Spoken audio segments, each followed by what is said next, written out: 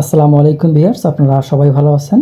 আজকে আমরা আলোচনা করব স্ট্রাকচারের বিল্ডিংয়ের বিভিন্ন অংশের যে ক্লিয়ার কভারিং দেই আমরা, সেই বিষয়ে আমরা আলোচনা করব এবং আমরা আজকে দেখব কিভাবে এই ব্লকগুলো তৈরি করা হয় বা এর প্রসেসটা কি, এই জিনিসগুলো আমরা কিন্তু জানব।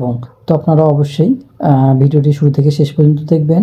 এই কংক্রিট আপনার যখন কংক্রিটের ভিতরে রড থাকে, এই রডটা যখনই আপনার বাইরের দিকে চলে আসবে, বাইরের সংস্পর্শে আসবে, তখনই কিন্তু এটাতে মরিচা ধরে আস্তে আস্তে এটা ক্ষয়প্রাপ্ত হবে, এমনকি স্ট্রাকচারাল ভেঙে যেতে পারে।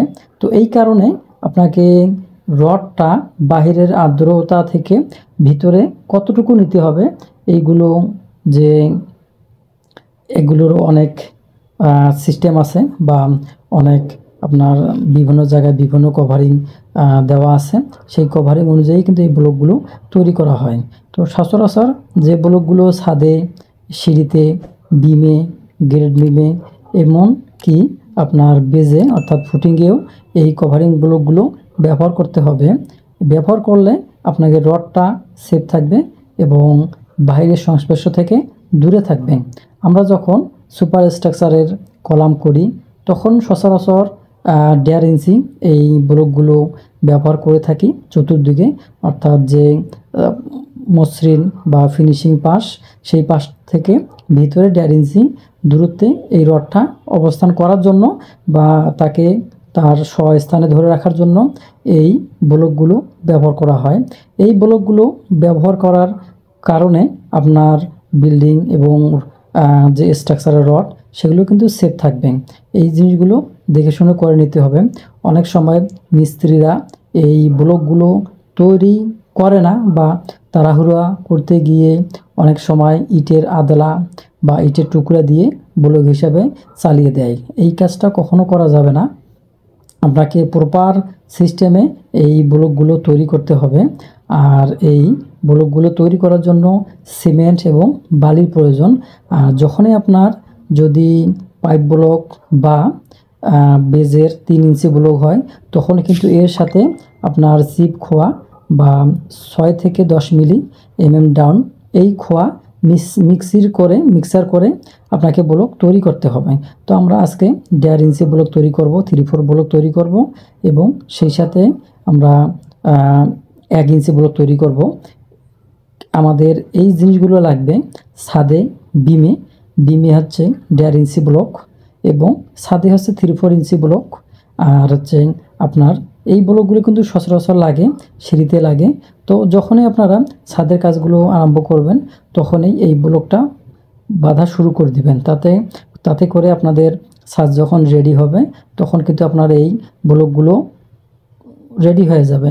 যেহেতু এগুলো বানার পরে কিউরিং করতে হয়, কিউরিং করার সময় দিতে হবে, তা না হলে এগুলো কিন্তু নরম হয়ে ভেঙে যেতে পারে কাজের আগেই। কেননা এর উপর রড থাকবে, তার উপরে লোড থাকে। যখন কাজকর্ম করে শ্রমিক মিস্ত্রিরা, তখন সেটা লোডও এর উপরে পড়ে। এই কারণটাকে সেইভাবে তৈরি করতে হবে। তো সচরাচর 1 ইঞ্চি বা 1.5 ইঞ্চি, 3/4 ইঞ্চি এইগুলো ব্লক তৈরি করার জন্য সিমেন্ট এবং বালি মিক্সিং করতে হবে। সিমেন্ট যদি আপনি 1 ভাগ দেন, তাহলে বালু 1 ভাগ দিতে পারেন, অথবা সিমেন্ট যদি 1 ভাগ দেন, বালু 2 ভাগ দিতে পারেন। এই হিসাবে কিন্তু তৈরি করতে হবে। আপনারা চাইলেও বেশি বালু দিতে পারবেন না। বেশি বালু দিলে সেটা শক্ত হবে না এবং অল্পতেই ভেঙে যাবে। অর্থাৎ এটা এমন করে তৈরি করতে হবে, আপনার যে কাস্টিং করবেন স্ল্যাব বিম, সেইটার সাথেই যেন এটা যেন মজবুত থাকে বা একই রেশিওতে থাকে। এই বিষয়টা আপনাকে নিশ্চিত করতে হবে। এই কারণে আমরা এখানে যে বেডে বা যে জায়গাতে আমরা এই কংক্রিট বা এই ব্লকগুলো, কভারিং ব্লকগুলো তৈরি করব, সেই জায়গাটাকে সমান করে নিয়েছি।